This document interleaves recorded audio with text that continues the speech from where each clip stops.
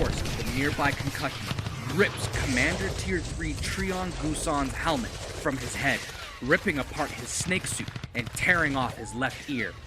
He howls out in pain and puts his hand over his bloodied earhole, then finds himself in a sudden lack of ground. He had been blown off the building and was plummeting straight down very fast. Commander Treon kicks his feet forward and smashes the bank's gutter as he fell, pushing him into the opposite building and crashing straight through. This only redirected his fall slightly, and he tumbled straight down through 4 floors of the adjacent apartment complex, impacting the ground with such tremendous force that the surrounding abandoned vehicles triggered their alarms. Dust filled the streets while the apartment leaned over slightly, touching the other side of the street. A plate resting precariously off the edge of a table above Commander Treon received the subtle shakes of war high above, dropping onto the debris next to him, startling Treon. He looks around, unsure of what had happened. He instinctively reaches for his face, feeling his mask was indeed still present. He quickly checks his gear, tampering with his communications module on his arm, swiping a couch off of his thigh to try to get up. Being such a large creature in a home meant for a creature the height of his shin bone, he struggled to actually stand up and could only slide his way out of the wrecked home. Commander Treon, one of those Chedian Seolans, appeared quite young for his rank and role. His face showed no scars, no marks, except his eyes were shades darker than the normal dark blue for Chedians. Long, silky black hair, even though exposed to Earth atmosphere, stayed quite straight and flowing. Even the debris seemed to slide off as he rose from the rubble. His pearled white skin and defined features reflected little light except the humble blue glowing of his irises, which scanned the street site for any targets or weapons. He was long disarmed, probably lost his rifle in the fall, so he takes bundles of the concrete debris into his hands, keen to shower the first enemy he encountered in a hailstorm of rock. With no foes in sight, he sought to activate his beacon for a landing craft retrieval to return to the fight. So he gets up and tries to activate the beacon. His eyes narrow at the sight of a blinking red hollow blip on his arm pad, meaning the beacon needed a better spot to send the signal. Treon shrugs and sighs, setting off down the street to find a better area to transmit.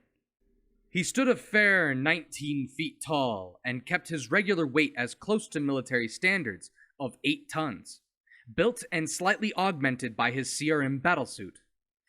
Though now his sensory modifications were removed because his helmet was missing, the rest of his suit would pull the rest of the weight required. He carefully pushes a blockade aside, stepping over an abandoned military post, coming to stop in the center of a small compound. He held his wrist up at the radar wires, then activates the beacon. The signal was locked for an atmospheric landing craft within seconds. Treon furrows his brow, worried the time frame might be longer than necessary. He was also worried that his unit may be confused and losing morale fighting on the star deck. He shook the thought, hardening his resolve to return. Commander Treon inspects his surroundings, observing many tall human buildings, much taller than he was. Mostly covered in windows, he wondered how privacy was ever achieved in this backwater society. The city was overcrowded, and sunlight was hard to pierce through the dense miasma that hung high above him. He remembers the briefing given to him by his lead commander, that Earth atmosphere is poisonous to Seolans, and it will kill quickly. But luckily, his undermask could handle the processing of Earth's atmosphere to provide him with safe, breathable air. The area he was fighting in was known as Isolatia, somewhere between the Australian Kingdom and the United Russian Emirates. The HDF orbital military platform Pegasus was destroyed not even 8 hours ago, and the star deck was the next objective. Sadly, he was knocked from his objective. He pauses from his thoughts to observe the sound permeating on his non-torn ear. A low, far rumble in the ground, drawing closer. Commander Treon slowly pulls himself up to the closest wall, feeling the ground begin to rumble. Pulling around the corner down the street, a dark gray and white striped cannon barrel pokes around, followed by a behemoth curved plating covering the entire body in all manner of angles. The turret was long and flat, sporting an enormous stockade of mounted weaponry. The HDF super tank was hunting him. He had to figure out a plan. No amount of rocks would ever break that armor, so he had to think of another way to destroy it. Treon looks at the abandoned military blockade around him, gently pulling off a cargo net to expose quite a few fuel tanks. No matter what galaxy you come from, fire always beats armor. Commander Treon quickly gathers what he could hold and obtains the cargo net to keep the jugs of erythiol together. He could almost taste the foul fuel slog on his skin. He tucks his massive frame behind part of the HQ tent, careful to not be spotted visually.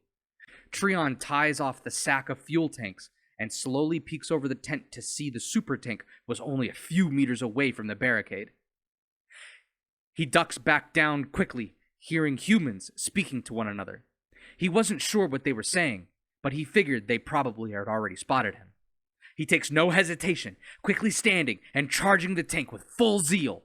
He jams the tanks into the neck of the turret, spilling the smelly liquid all over the armor. He darts past the super tank, with spring in his heel, grabbing the barrel and pulling it with him. The turret threw sparks up from the suddenly shattering brakes inside the turret ring, igniting the fuel, and soon the tank was ablaze underneath the turret's armor. Commander Treon ducks to avoid this barrel swinging at him, followed by a tremendous explosion of sound and heat. Treon buckles under the compression, falling onto his rear as building shrapnel showers his entire body. Had he been on the receiving end of that? He heard sudden pops of ammunition catching on fire and quickly makes to depart from the area just as the super tank blows up completely. The static of an incoming transmission caught Commander Treon's attention. He raises his gauntlet up to his chest and activates his hologram display. He exchanges some words with the landing craft pilot, then nods and turns off the display. Help was on the way. Finally. The city slowly became slightly more open metropolis, sprawling metals and bright colors. Commander Treon takes his time to check his armor, making sure all of his systems and modifications were working correctly. His strength-enhancing augmentations on his arms kept him from finding out what was too heavy for him, so he never tested its limits. He looks up, observing the landing craft begin its burning descent into the atmosphere. A sigh of relief comes from Treon.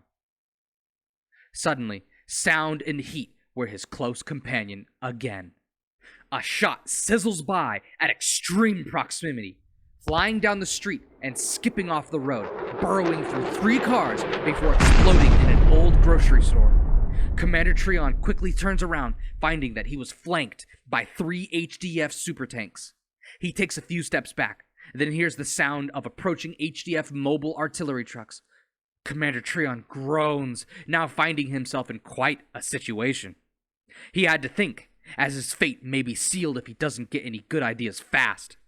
Another shot sears through the air, and Commander Treon narrowly avoids it as the shot glances off of his shoulder armor. He quickly ducks away, pulling into full retreat. Sure, he had fuel tanks to fight 1 unlucky super tank, but 3? He had to get away. Treon is now lost in the city, struggling to find his direction.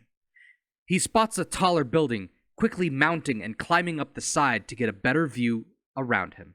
Luckily for him, super tanks were slow to move, so they had already gone way behind him. Suddenly, an artillery shell skips off the side of the building and explodes on the street below Treon. Then he realized it. They had him right boxed in. He looks up at the sky to see several growing black dots falling through the clouds, all aimed at him. He had no choice and quickly leaps off the building just as an artillery shell punches through the roof and out the other side. Treon makes for a hard landing, rolling over a parked car and a small food stand, completely obliterating both. Another missed shot landed somewhere far down the street, But through the plume of smoke and fire, another searing shell blazed through the roadway and scored a direct hit on the Commander Trion's armored backpack, glancing off as a ricochet, but launching him down to his stomach with incredible force.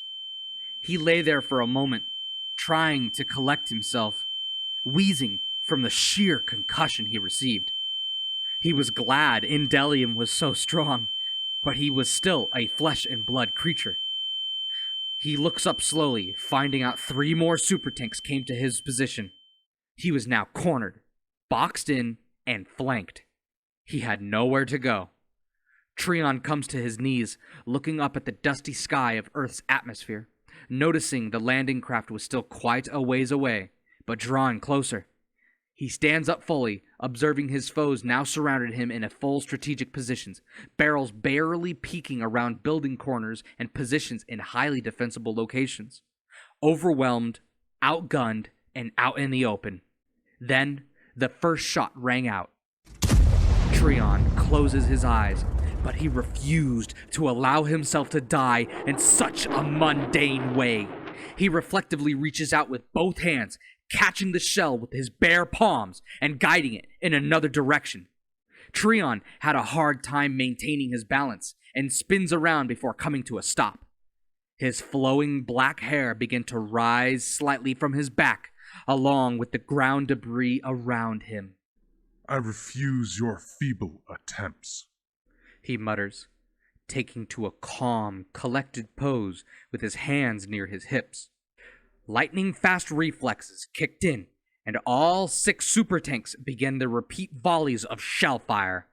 Commander Trion expertly nabs the shells as they reach his body, redirecting them in all manner of direction, but never a single shell actually meeting its mark.